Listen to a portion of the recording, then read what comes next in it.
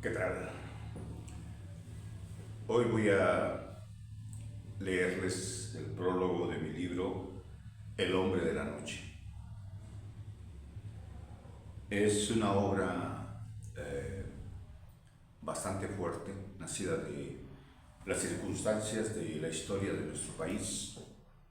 Eh, el hombre de la noche nace a partir de un estudio que realicé con respecto de el Tratado de Guadalupe, que es prácticamente eh, el robo de la mitad del territorio mexicano por parte de los norteamericanos en una absurda idea de que ellos tenían un destino manifiesto.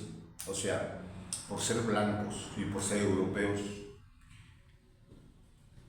creyeron que eran dueños del mundo entero y le robaron, se apropiaron de los terrenos de México de una manera infame y fue sangrienta para la gente que vivía en esos lugares, pero en fin, por eso nació El hombre de la noche.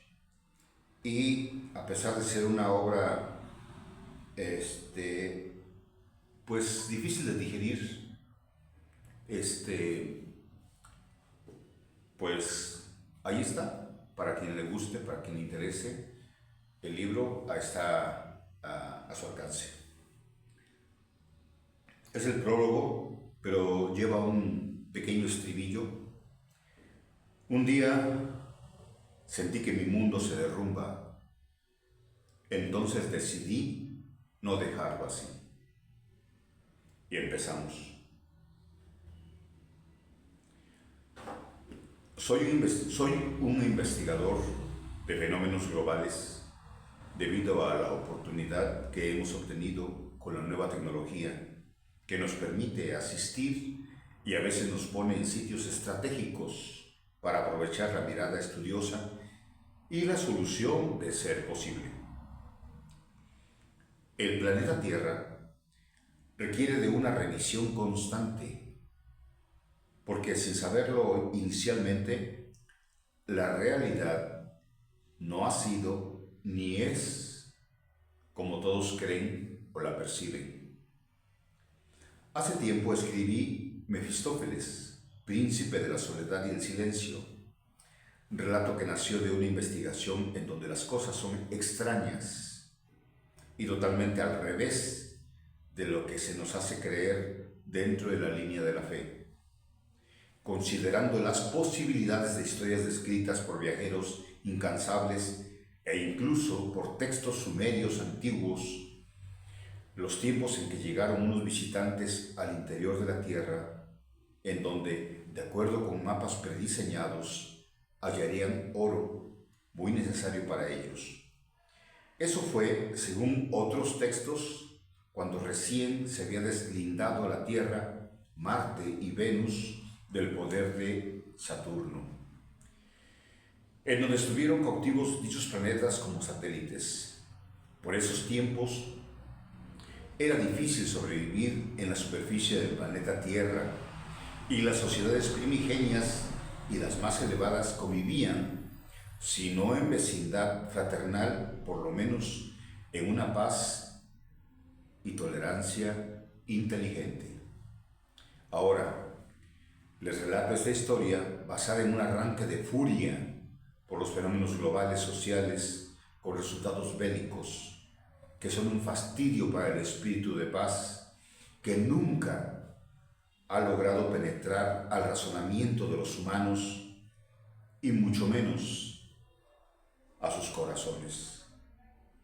Para los amantes de la guerra, no tengo intención de montar un regaño o una crítica al asunto.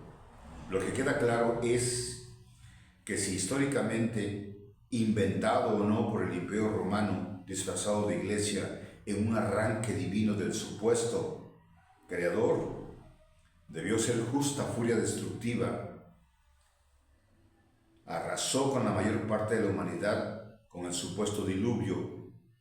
Esta vez, el mismo ser, digamos, divino, ya no tratará de volver a destruir a la humanidad, simplemente se dio cuenta que esta humanidad se destruirá sola.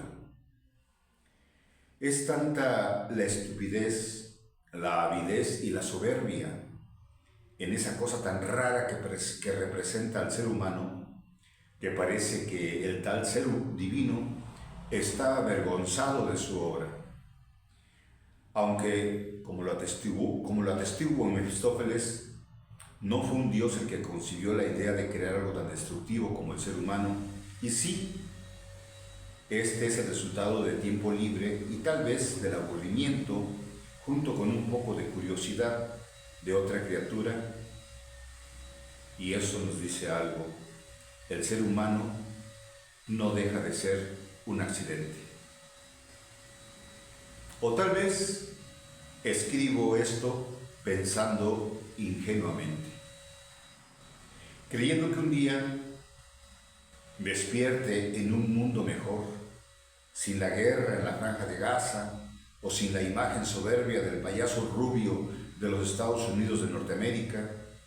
Tal vez un día también se despierte el lado positivo o negativo de los que aún duermen y no por holgada actitud, sino porque dormir, siendo siempre como si muriésemos un poco, nos aparta del panorama que nos parece hostil o sin propósito. Ojalá ese sueño no sea un efluvio de la ignorancia que mantiene cautivos a los humanos por su propia voluntad. Veo muchas razones para morir y casi ninguna para nacer. Pero ya estamos aquí. Aunque en ayunas sobre el propósito, ¿qué más da si es para bien o es para mal? Ya estamos. Lo importante es el movimiento, tratar de asir la teta y mamar hasta que el hartazgo calme un poco el espíritu y el miedo de estar. Decidí esta obra negra para exorcizar mis amarguras, o tal vez para inventar una fórmula para detener el deterioro que nos ha legado la moral, esa moral que decide en el juicio de cualquier acusado para matarlo. Como humanos nos adjudicamos el derecho de decidir por la vida de los árboles, los indefensos, los silenciosos amigos árboles, los pacíficos y bellos árboles, y todo el reino vegetal. La moral nos justifica para decidir que, desde las aves hasta los paquidermos, son nuestra propiedad y entonces los matamos. No es para saciar un hambre de siglos, sino para sentir en la piel ese poder como un perfume satánico que tenemos al ser a la imagen y semejanza de aquel que nos creó. Y nos dio la moral como muestra de nuestra gran soberbia humana. La moral induce a creer que nuestros hijos, fuertes, varoniles y jóvenes, deban ser inmolados en nombre de una libertad parcial y un patriotismo embellecido y patrocinado por los intereses de los más poderosos. Y los mandamos a la guerra, a morir por la patria. No somos una bestia, pero, pensándolo mejor, es una terrible injusticia, casi una calumnia, compararnos con las bestias, cuando el humano no tiene comparación con nada, o tal vez solo con los dioses, en sus actitudes bastante humanas. El ser humano arrastra pesadamente su odio y esa enfermedad de la envidia que contamina a todos los próximos. Pervierte cualquier signo de pulcritud tan solo porque no le ajusta el progreso ajeno. Entonces me miro en el espejo y me conmueve que seamos tan semejantes los humanos. Hay momentos en la vida de cualquier ser humano que parecen luminosos por la gracia de los dioses. ¿Cuáles dioses?, se preguntará usted. Cualquiera. Hay muchos dioses. Es la obra humana que más creaciones tiene, tantas que es imposible llevar un recuento de cuántos dioses y diosas existen. Otras veces parecemos abandonados en nuestra suerte. Aquí es donde nos enfrentamos a la situación dura de nuestra percepción mental. Y allí no existe nadie invisible ni superpoderoso que logre cambiar esa realidad. Aunque, si pone un poco de atención, la realidad es lo más extraño que usted puede sospechar. Sin embargo, todo tiene una solución o varias. Usted, con la voluntad, puede cambiar su realidad con solo un impulso de su voluntad, por supuesto. ¿No le gusta el panorama? Cámbielo. Parece que cualquier enfermedad es la consecuencia de los malos pensamientos. Los buenos pensamientos entonces tienen que ser la medicina infalible. A eso se les llama neuroplasticidad. Somos causantes del mal nuestro y muchas veces del ajeno. Entonces, aceptar nuestro poder transformador nos hace remediarlo todo. Cambie su frecuencia mental, el ángulo de sus ideas y el mundo cambia. Estoy convencido, la vida es una magnífica oportunidad. Puede ser que seamos inmortales y que vivamos cientos de vidas. Eso está muy bien.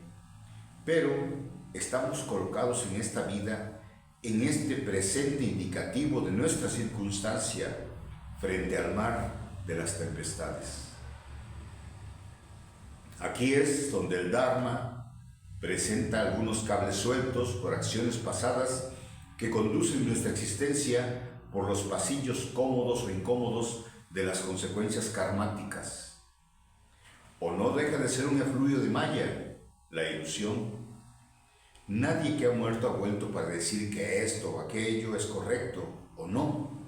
Entonces, si usted cree en el cielo y en el infierno, creación del Imperio Romano disfrazado de iglesia y de un italiano iluminado, parece que está bien, solo que es una cosa que yo no creo. Y no quiero ser insolente, pero déjeme comentarle en qué cosas creo.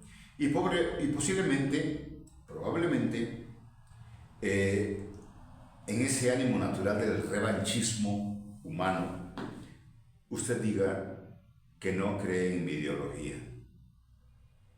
Y me parece bien. Yo jamás pertenecería a una satánica inquisición que quemaban a los que pensaban diferente y los llamaban herejes. De acuerdo con libros muy antiguos que contienen historias anteriores a la creación de la Biblia, libro que solo ha servido como herramienta para promover una inmovilización científica, acción necesaria para el crecimiento de un imperio y para el control de las masas. En esos libros se conservan ideas arcaicas o arquetípicas de un pasado en que la Tierra, nuestro planeta, era un satélite de Saturno y entonces la gente vivía alrededor de más de 6.000 años. Todos vivían en armonía total dentro de una delicada penumbra violeta y las sombras formaban parte de una vida habitualmente pacífica, experimentando magníficas vivencias. Las sombras mencionadas se han convertido en signo o símbolo de cosas siniestras, pero para nada. Posteriormente, el Sol incandesció y por esa enorme explosión Saturno fue llevado al lugar que ahora tiene y la Tierra, Venus y Marte tomaron el sitio correspondiente y actual. Hubo enormes cataclismos, cambiando la fisonomía de aquellos magníficos y adelantados reinos, movidos por técnicas y energías primigenias que corrieron a refugiarse en la materia, y otros, de acuerdo con el conocimiento perdido, a viajar entre dimensiones. Son seres que esperan un nuevo instante para manifestar su enorme poder y por ello nosotros los consideramos dioses. Pero seamos sensatos. ¿A qué vendrían los dioses a este mundo decadente y cada vez más complicado? Si no es a explotarlo de acuerdo con sus intereses, los que sean. Con tantos cambios, en varios millones de años varió la cantidad de vida de los terrestres. Pero entonces, la Biblia, que aunque copiada de otras obras, debe tener ciertas verdades, dice que lo que más que pudieron vivir esas gentes en ese tiempo bíblico fueron 1000 años. 1000 años. Del tiempo en que Saturno fue nuestro Sol aparecen las religiones o ideologías saturnales, sabatinas, y lamento comentar que los señalados como demonios ahora eran dioses en aquel tiempo y eran dioses muy poderosos. Bueno, como todos los dioses.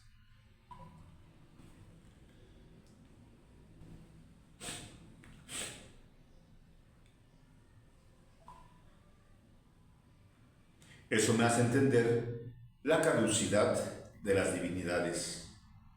La oscuridad o penumbras del tiempo de Saturno se compara con el tono negro profundo, sin considerar que es el fundamento de todas las cosas, fuente de todo ser y representa el cuerpo de la inteligencia absoluta.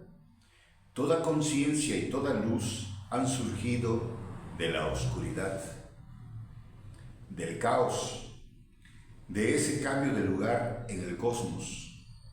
Las negras tinieblas encubren el trabajo del infinito y pese a toda luz que puede existir en el alma humana, ésta siempre se encontrará rodeada de la oscuridad.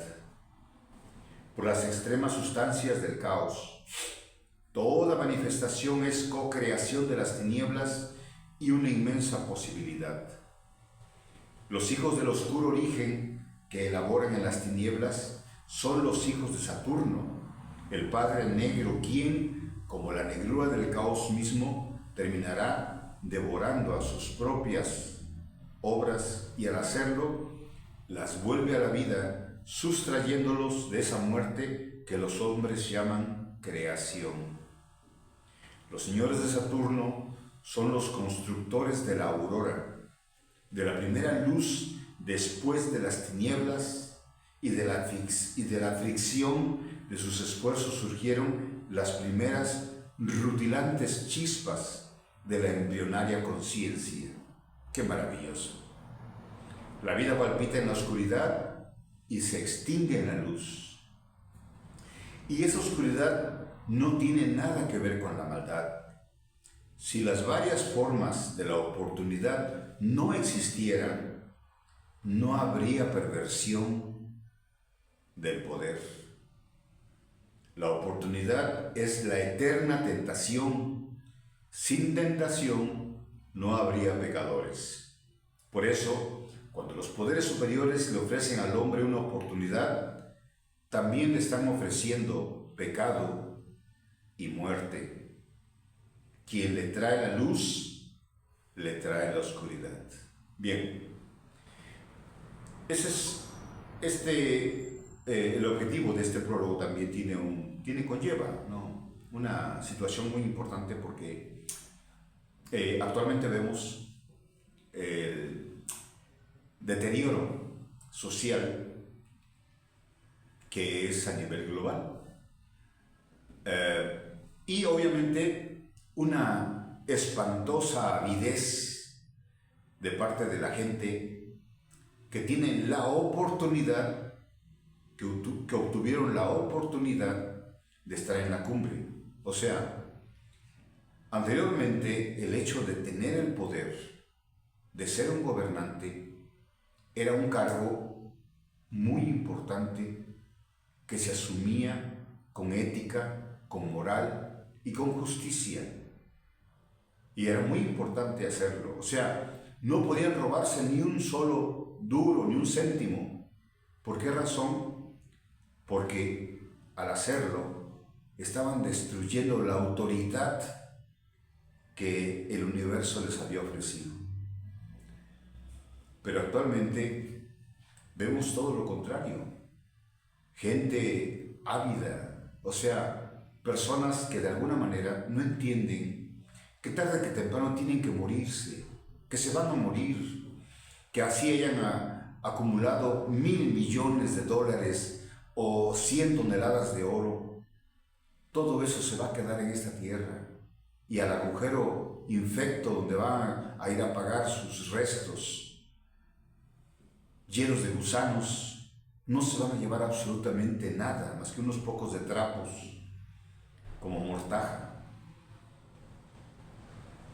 ¿En qué punto está la humanidad que no entiende que mucho es igual a nada y que todo lo que nace de algo proviene de la nada, pero todo, por mucho que llegue a ser, regresa a la nada? Si no se entiende esto, entonces quiere decir que jamás hubo evolución en este planeta y que solamente el ser humano está involucionando. Vamos para atrás en todo lo referente a lo que es la grandeza del espíritu. Aunque debo aclarar, el espíritu es inamovible.